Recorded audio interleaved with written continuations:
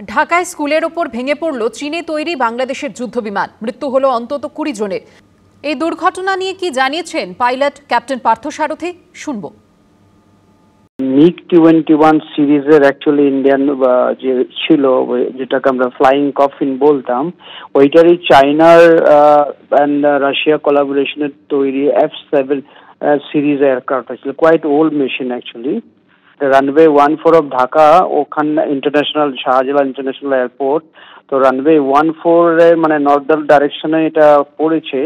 So it is again কি, এটা যদি খোলা জায়গা থাকতো, স্কুলটা যদি ওখানটায় না তৈরি হতো, like Ahmedabad medical college, so I think this training aircraft could fall somewhere where this kind of casualties হতো না। রানওয়ে পেরিফেরিতে এইভাবে ডেন্সিটি করলে, even I am really surprise training sorties, if it is like I just came to know from somewhere, এটা first solo flight release ছিল trainer pilot এয়ারফোর্সের বাংলাদেশ।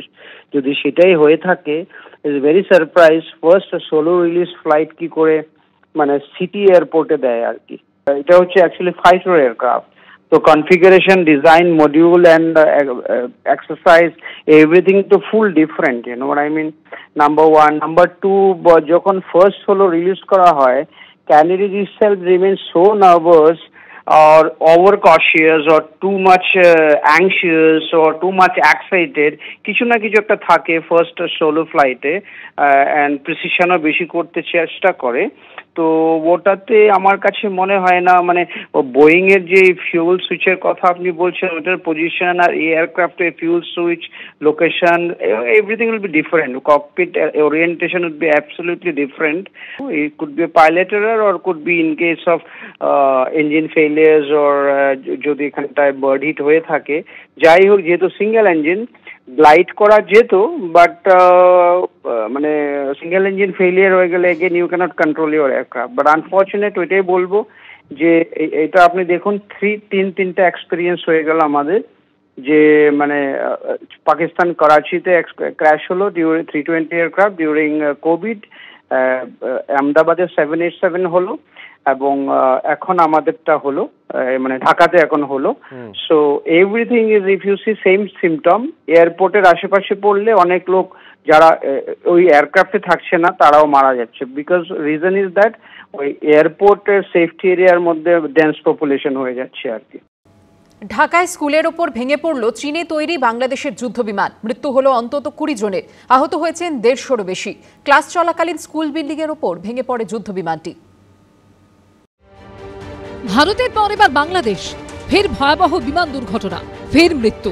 কয়েকদিন আগে গুজরাতের আহমেদাবাদে মেডিকেল কলেজের হস্টেলের ওপর ভেঙে পড়েছিল যাত্রীবাহী বিমান।